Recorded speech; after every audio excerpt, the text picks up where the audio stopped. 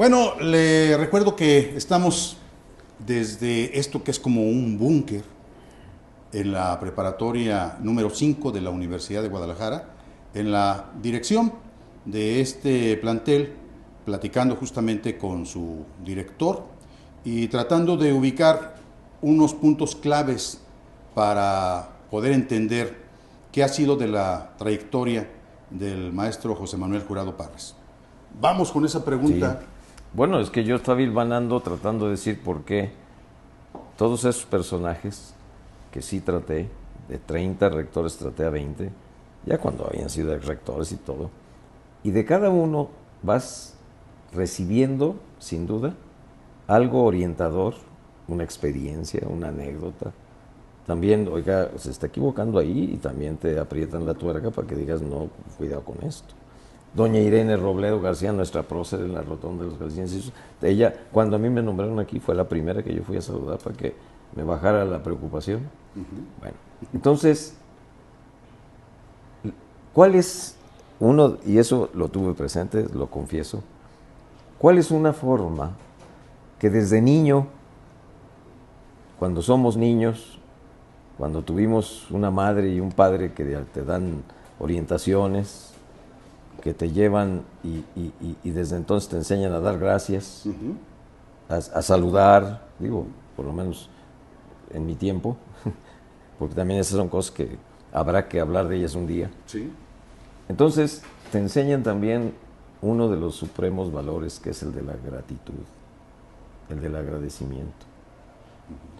Y digo supremo porque la verdad de las cosas, eso se siente cuando tienes el peso de algo tan hermoso como lo que a mí me pasó. Mira, y hoy lo dijeron precisamente en el homenaje al licenciado Raúl Padilla López.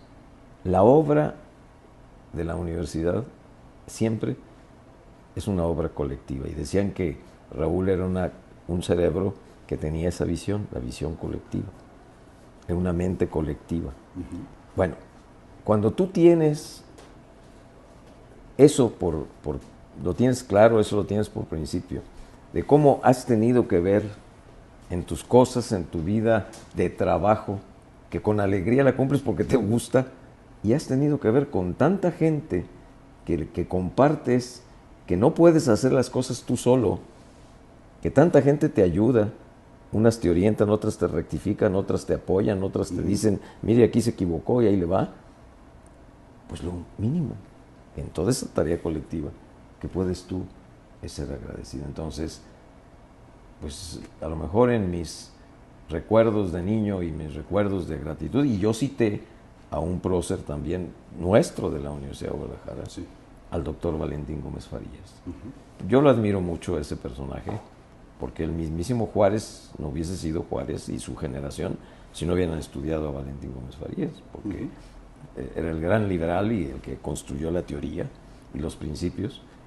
Y él, estando ya gravemente enfermo, que lo llevaron para ¿cómo se llama?, para protestar la Constitución, ya cuando se aprueba la Constitución del 57, él presidía el Congreso, él era diputado, y él se hincó en la Cámara de Diputados para jurar la Constitución del 57. Enfermo, ya muy enfermo, lo tuvieron que ayudar. Y yo lo recordé y lo cité en ese día, le dije, pues yo no tengo mayor forma de expresar, y tomo el ejemplo de Valentín para darles a todos mi profundo agradecimiento, porque bueno, pues a mí me llenó de emoción saber que con toda mi comunidad universitaria se paraba para aprobar que yo fuera maestro emérito.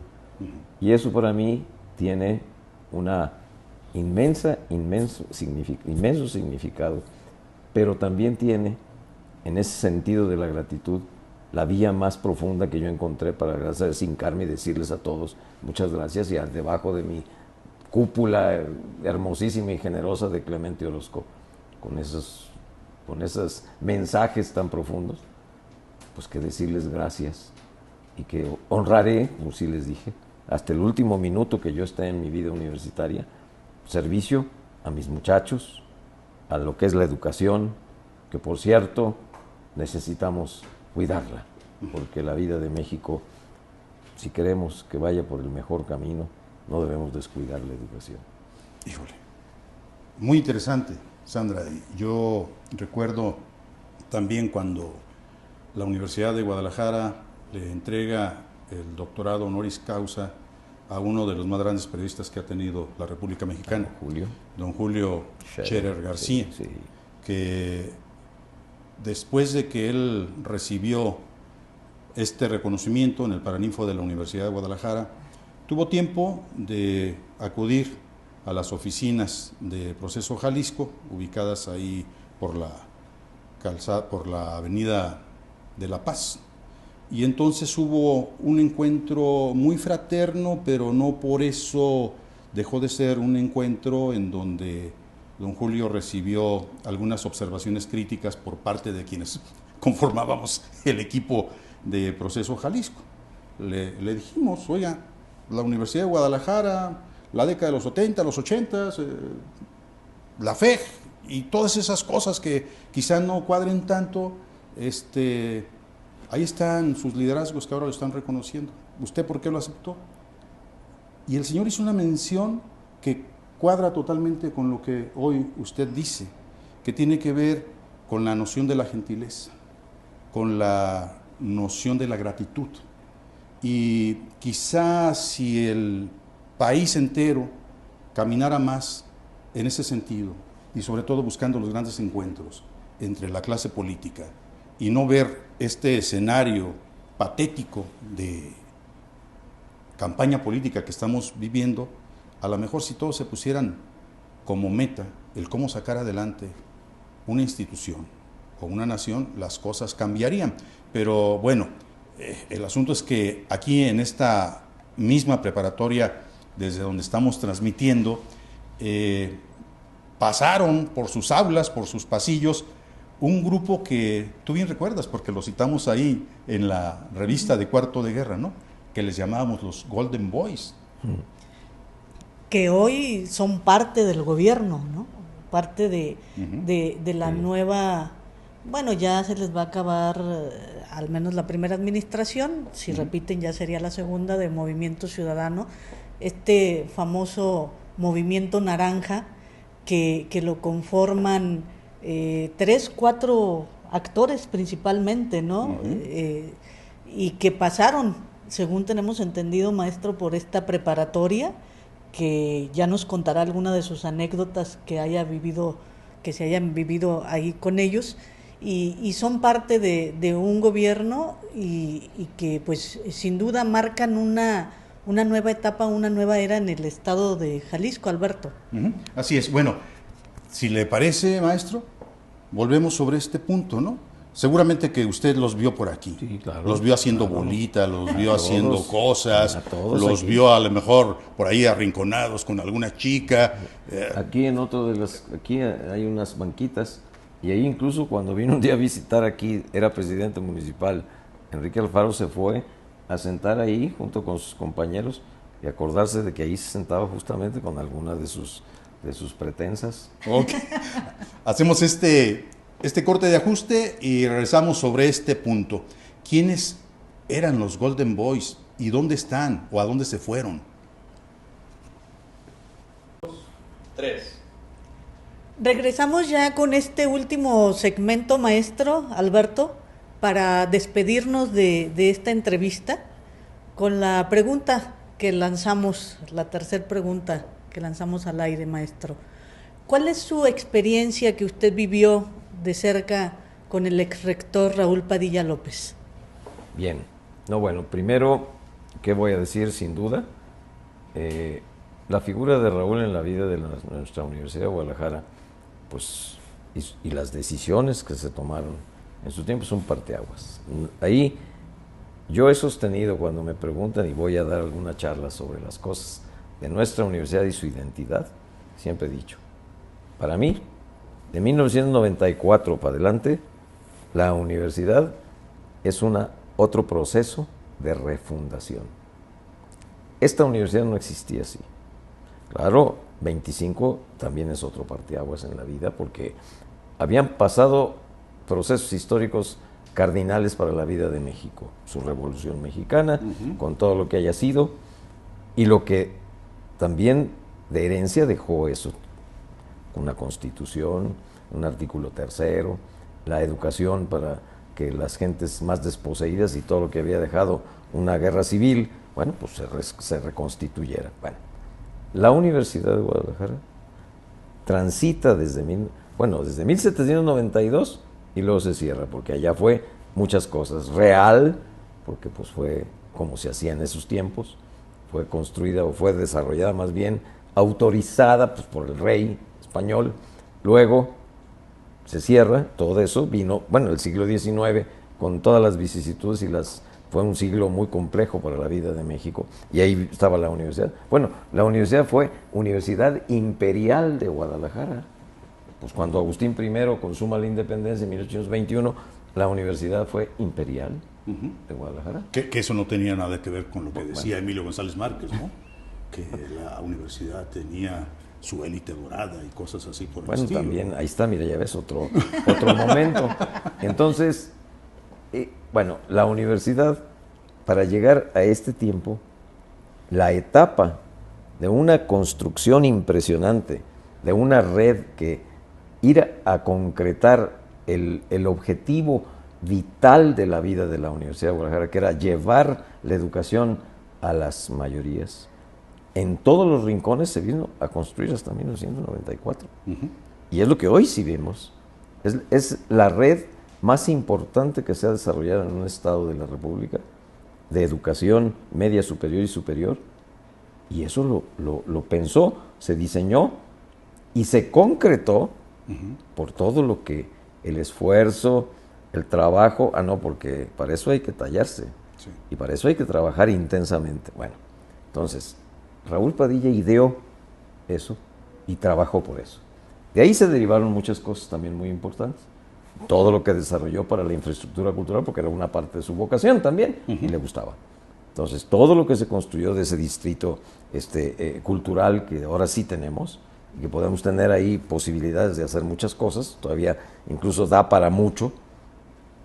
Otro tipo de cosas como la Feria Internacional del Libro, que proyectaron a México por el mundo y que ha sido también una instancia muy importante para la vida de México y que orgullosamente pues lo hacemos los universitarios. Ese fue otro de los momentos cumbres de una herencia que es un legado, yo diría, de una gran trascendencia. Pero el mayor se llama la Universidad de Guadalajara, la Benemérita, que yo también tuve el privilegio de presentar esa iniciativa, y entonces allá adentro estaban diputados que lo recibieron. Entonces la Benemérita Universidad de Guadalajara es una institución que del siglo XX, ya finales, como fue en 1994, hasta este momento, y lo que siga, sin duda, el parteaguas fue Raúl Padilla. Ahora, la figura de Raúl Padilla era una figura, como tú lo dijiste cuando comenzábamos, pues como tal, una figura de una gran importancia, una gran trascendencia. Polémica. Polémica, por supuesto. No, pues, no puede ser de otra manera. Ni tampoco nos podemos explicar una figura de esos alcances sin que no sea una figura polémica, lo cual es interesante también. Porque también hay mitos y leyendas y novelas alrededor de semejantes figuras. A ver, permítame tantito. Qué bueno que me cita todo esto. Primero, ya existe en este momento dentro del Consejo General Universitario o entre todos sus rectores o quizá en el sistema de educación media superior una persona con la talla de Raúl Padilla López. Esa es una pregunta que me gustaría para poder precisar. ¿En dónde se ubica por parte de usted una persona clave para entender lo que ha sido la Universidad de Guadalajara en los tiempos contemporáneos, todas estas críticas que se hacen desde el otro extremo, de los que no veían bien a Raúl Padilla o que siempre lo cuestionaron, ¿no? Que manejaba 14 parauniversitarias a su antojo, que el mismo gobernador y el presidente o el gobierno federal no lo veían bien, cosa que se cita en su carta póstuma. ¿Dónde ubicar esta serie de críticas? ¿Hasta dónde Raúl Padilla da para tratar de entender un personaje polivalente, ¿no? Decía Sergio Aguayo, este escritor, este periodista, que el señor Raúl Padilla López era como el Baester Gordillo de Jalisco, ¿no? Y luego decía también en una entrevista que nos concede, que en paz descanse, el escritor Federico Campbell, pues, bueno, es que con todo esto que hace Raúl Padilla, si hay quien lo quiera acusar como cacique, pues tendría que decirle que es un cacique bueno. Bueno, pero yo mira, no sé, a ver, ¿cuál? ¿Ya ves? Por eso digo, no, bueno, son figuras polémicas, por supuesto, pero que yo creo que finalmente frente a todo, lo que habla y que se concreta son los hechos. Porque bueno, especular, decir, yo hablo de liderazgo, ¿por qué? Porque Padilla era un hombre de liderazgo, es decir, que concertaba, que sabía convocar, que sabía escuchar, que sabía consensuar, y que todas esas cosas son ejercicios también de orden democrático, que también en las instituciones, hablo yo de una institución de educación superior como es nuestra Universidad de Guadalajara, en donde, ya dije, una parte es el mérito, pero también son los hechos, es decir, ¿cómo vamos a juzgar una obra? Pues por lo que estás viendo, por lo que estás encontrando, por lo que estás viendo resultados. Es decir, yo cómo voy a dar mi opinión, pues yo sustentándome en lo que tengo enfrente y que está funcionando y que está dando resultados. Es decir, porque si no, también es bonito especular, también es bonito filosofar, y yo creo que en ese campo, al final de las cuentas, la herencia, el legado, digo yo, el legado, es más correcto de hablar de un legado, de la etapa en donde la presencia de Raúl, que yo creo que una de las grandes virtudes, primero, era que sí escuchaba, segundo, que sí convocaba, y que sí tenía la visión de aterrizar, porque era un hombre de como dijera yo, de persistencia, de tenacidad, y que además día y noche luchaba para la consecución de objetivos concretos, porque no, los proyectos, basta ver que de la historia de la universidad, en ese terreno, no encuentro otra, y vaya que yo la conocí y la otra la leí, no encuentro otra en donde haya tenido un desarrollo como el que tiene, y ese es el legado que nos deja. Entonces, cierto, una figura polémica, pero una figura de resultados, y para los efectos concretos de la vida de una institución como una universidad, las cosas hay que medirles por los hechos y los resultados. Ya cuando quieres, como dije yo, especular o filosofar, pues la figura de Raúl Padilla es encantadora, porque tiene muchas facetas, y ¿verdad? Volviendo al punto, ya se observa en el horizonte de la Universidad de Guadalajara alguien quien pueda sustituir la imagen y la figura de Raúl Padilla López. Eso es complejo, ¿eh? Eso es muy difícil. Yo sí ahí creo que, como son esas figuras, así como hemos hablado de todos los años que lleva esta casa, y hablamos de contadas figuras, porque así es la vida y la historia de los grandes personajes, yo sí creo que ahorita es una etapa que yo le llamo de una transición también generacional, que la Universidad de Guadalajara está viviendo, en donde también en esas etapas hay mucho tiempo para aprender muchas cosas, para que también se configuren liderazgos, se consoliden otros, que puedan ir, bueno, pues también, como fue el caso de Raúl en su momento, se fue ganando. Porque yo sí diría concretamente, quien señala, no, es que un cacicazgo, no, depende, también hay que hacer diferencias. Hay cacicazgos que se imponen, y un liderazgo se gana, se construye, se desarrolla. Bueno, entonces, y también, tú decías hace rato, Alberto, también hay cacicazgos buenos, hay caciques. Eso lo decía Federico Campbell. Por eso, no, pero es que además... Uno de los invitados a la ándale, y si tú sabes que en las poblaciones pequeñas de este estado, en su evolución, tuvieron cacicazgos absolutamente indispensables, si no hubieran logrado su consolidación, y hoy son a lo mejor grandes poblaciones. Bueno, es otro boleto, pero sí decir que el liderazgo, que logró aglutinar liderazgos universitarios, porque también, como en la Edad Media, que no se movía ni la hoja de un árbol si no era por la voluntad divina, tampoco era cierto. Tampoco era cierto, es decir, no. La Universidad de Guadalajara, porque a mí me tocó participar en reuniones de trabajo, cuando echamos a andar, por ejemplo, lo que fue modernamente ya la relación, eso me tocó a mí, yo era director de comunicación, ya con Trinidad, y cuando empezamos la relación de una manera formal, más formal y profesional con los medios de comunicación, eso me tocó a mí. ¿Y cómo pensamos el proyecto? Pues con todas las gentes que sabían más de todo esto. Claro. ¿Y dónde estuvimos platicando esas cosas? En el Centro de Estudios Estratégicos de la Universidad. ¿Y quién nos acompañaba? Por Raúl Padilla. ¿Y qué veíamos ahí? El estilo. Porque bueno, era un hombre caballero. Ah, pues sí. Escuchaba, convocaba, confrontaba, opinaba, orientaba y a veces también con una idea formal que tenía con un proyecto.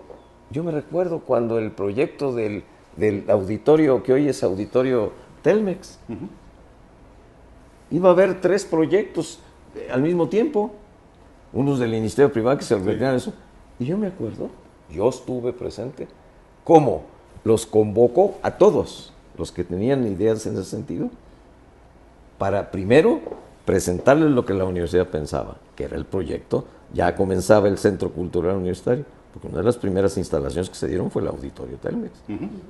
Y entonces, ¿qué pasó en esa reunión?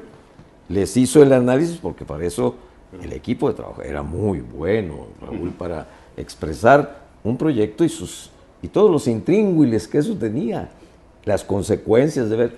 Entonces decía, hay otros 2 proyectos, y luego les ponía el escenario.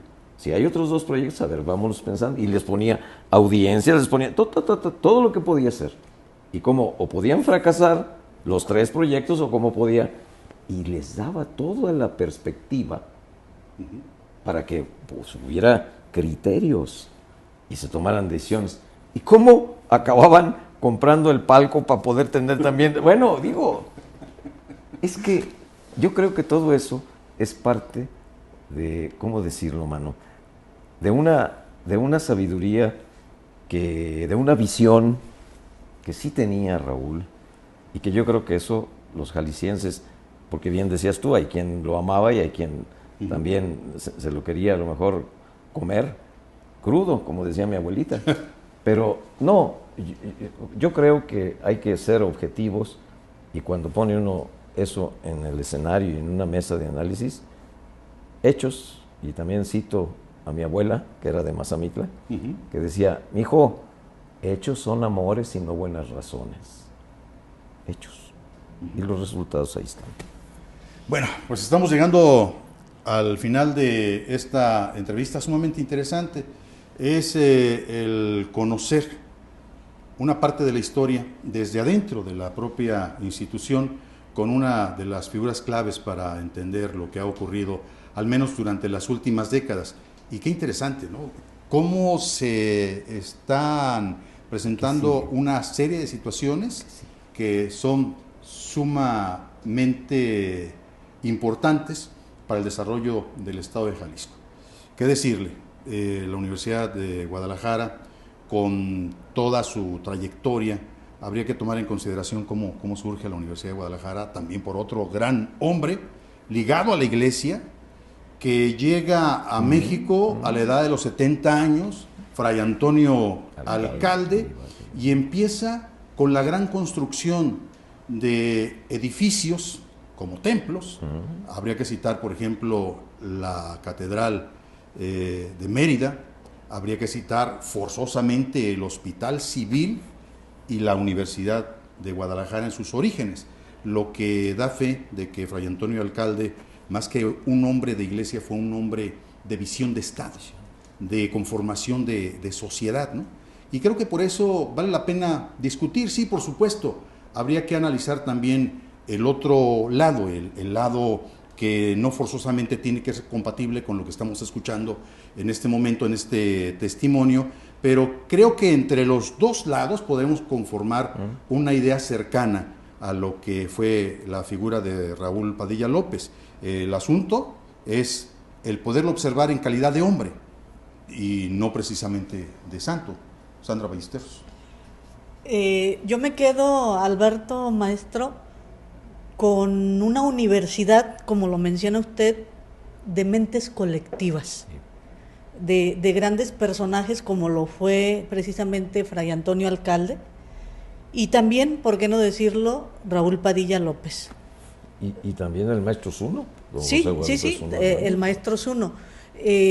Una universidad que sin duda enfrenta una reestructuración en el último año, en los últimos años, y que tiene un gran reto de transformación para los próximos años.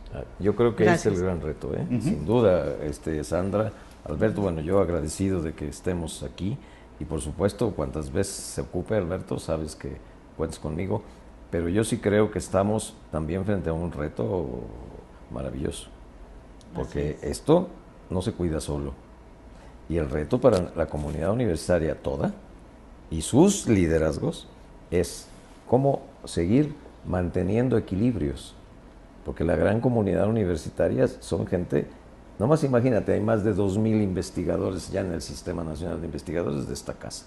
No, esta casa es de ciencia, esta casa es de cerebros. Entonces, no, esta casa hay que cuidarla y hay que seguir armonizando por el interés superior de ella para seguir edificando proyectos que también dejen a la comunidad universitaria satisfecha, porque también un liderazgo que no tiene resultados, pues a ver, díganme, ¿a poco crees que eso es también gratis?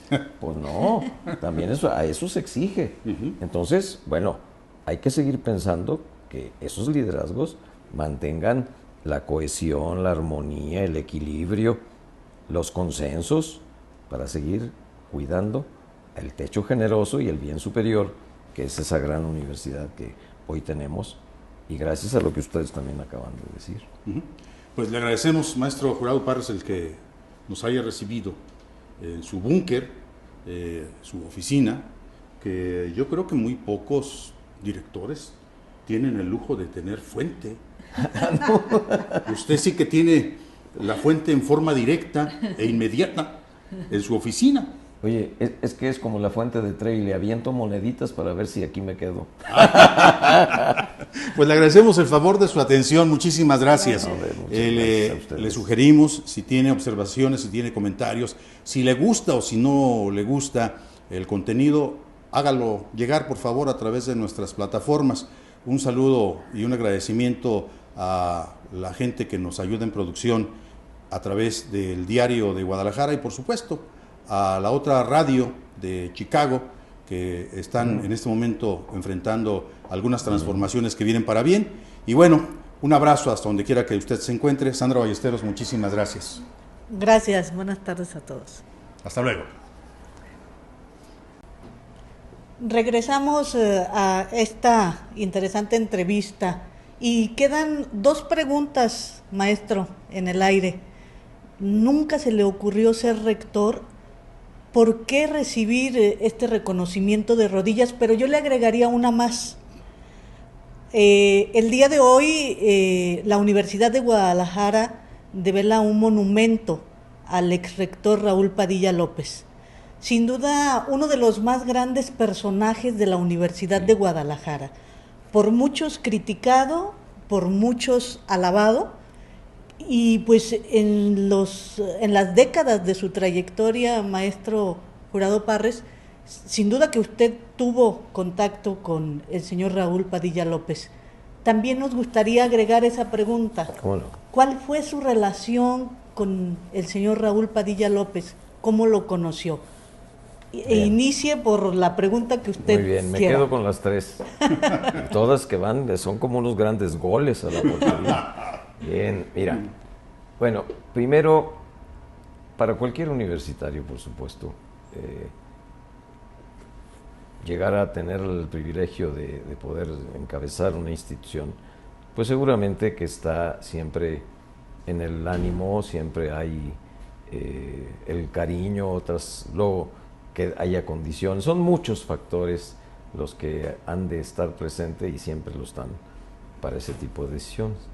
Y que uno quiera, que a uno le guste, que uno tenga vocación, pues también siempre estará presente. Pero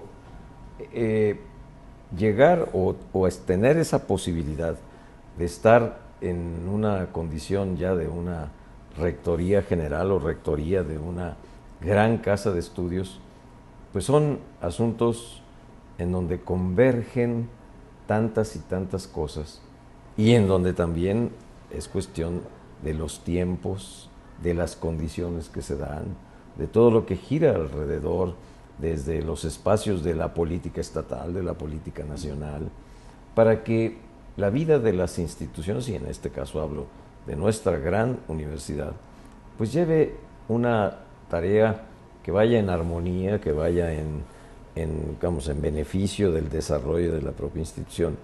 Y como todos son factores que se comunican, que son, yo diría, son vasos que tienen que estarse comunicando de manera, vasos comunicantes, porque pues una institución de las características de nuestra universidad es una institución de alto nivel, es una institución ya de complicaciones fuertes, tiene necesidad de tener vínculos, relaciones, decisiones, tiene que converger, tiene que haber una armonía, tiene que consensuar, bueno, etcétera, etcétera, etcétera. Entonces, sí se necesitan, y yo creo que en eso la inteligencia universitaria y los liderazgos universitarios han tenido acierto. Por fortuna, incluso hasta en el calendario electoral y de todas estas cosas, pues los cambios institucionales en la vida pública del Estado de Jalisco y de la República son siempre antes de los cambios que deben de ser para la universidad, que son, en la vida de la universidad, son cada 6 años. Aunque toda la estructura universitaria tiene, sus periodos son de 3 años. Todos los demás cargos son de 3 años. Algunos se pueden repetir, en algunos otros no, etcétera. Pero los cargos, solo el de rector general dura 6 años, solo ese. Entonces, bueno, primero cambian, la última instancia que cambia es la rectoría de la universidad, porque cambia la presidencia de México, cambia el gobierno de Jalisco y después cambia la autoridad en la Universidad de Guadalajara. Y eso también permite que se vayan, pues obviamente, hilvanando para que la toma de decisiones de lo que tiene que hacerse dentro de la universidad, pues también vaya de la mejor manera para que, buscando, depende de los perfiles que en las otras instancias se dieron, pues también buscar cuál es el perfil que a la Universidad de Guadalajara le interesa, pero también que vaya de alguna manera a buscar pues que se den las mejores condiciones por lo que la comunicación institucional debe haber. Entonces, bueno, que si uno tuvo ganas, pues eso, por supuesto que todos hemos tenido ganas, pero más allá de las ganas está eso que debe de estar por encima de las cosas personales y que es siempre el bien superior que es nuestra Universidad de Guadalajara y que se den obviamente las condiciones. Entonces a todos les da la calentura por buscar la rectoría. A lo mejor no a todos, pero sí a quienes de alguna manera, bueno, pues ya han tenido una trayectoria, porque también hay algo que es importante. En la vida de las instituciones académicas, por lo menos lo que yo he vivido, sí hay una parte que es muy importante, que es el mérito. Es decir, que también no puedes inventar de la nada, nada. No. Y si ustedes observan la historia de los rectores, todos, antecedentes, vida interior, en la universidad, desarrollo, desempeño, todos sin excepción lo han tenido, hasta en épocas más remotas. Pero yo ya hablo ya de los años que por lo menos a mí me constan, y que sí, bueno, pues no son gentes, ninguno, han sido ajenos a un desarrollo, por eso digo, el mérito, la tarea cumplida, el desempeño, los resultados, y entonces, bueno, vienen las otras cosas también por añadidura, y a quien para la mano y tiene su... porque también hay que tener un expediente, porque también acuérdense que los procesos ya de la etapa del 94 para acá, ya las condiciones para elegir a un rector también cambiaron, porque antes pues era una terna que elegía el consejo y luego el gobernador decidía, porque también había comunicación y había acuerdo para ello, para que se viera respetos a la voluntad de una comunidad universitaria. Pero bueno, así ha sido nuestra historia, y hoy, bueno, pues entonces en ese sentido, la primera. La segunda, ¿por qué? Miren, yo sí recibí una formación en todos mis años de muchos universitarios. Unos me ayudaron, otros me aconsejaron, otros me regañaron, otros, como debe de ser. Y de esos 30 rectores que yo traté, a unos ya como rectores, por supuesto, y a nuestro fundador de 25, que fue José Guadalupe Zuno Hernández, tuve el privilegio también de tratarlo, y me querían bien el señor, y yo le tenía mucho respeto. Yo trabajé con él porque cuando él, siendo director de extensión universitaria, ya siendo rector, había fallecido el maestro Parras, que nomás duró 2 años, entró el maestro García Quevedo, y él me nombró director de comunicación de la universidad. Usted fue 2 veces Yo fui director 2 veces. de comunicación. Sí, y la primera, después de ahí me vine a fundar esta preparatoria. Pero en esos años que yo estuve de director con él, el director de extensión universitaria de nuestra universidad era don José Guadalupe Zuno Hernández, y ya era un hombre mayor. Entonces a mí me pidió el maestro García Quevedo, dice, usted se va a encargar de trabajar con el maestro Zuno para ayudarle a que el desempeño de sus asuntos usted le ayude. Entonces el maestro, pues, ya era mayor, llegaba en su auto y yo bajaba con la carpeta de sus asuntos que le tocaban como director de extensión, y ahí platicábamos y acordábamos, y él me daba sus cosas, yo las anotaba y le llevaba los oficios que tenían que hacerse para gestiones, etcétera. Y así fue como yo traté a don Guadalupe Zuno también. Bueno, vamos a tener que hacer este corte de ajuste, la pregunta más difícil de poder responder en esta entrevista, por lo que veo. ¿Por qué un maestro emérito recibe de rodillas ese reconocimiento?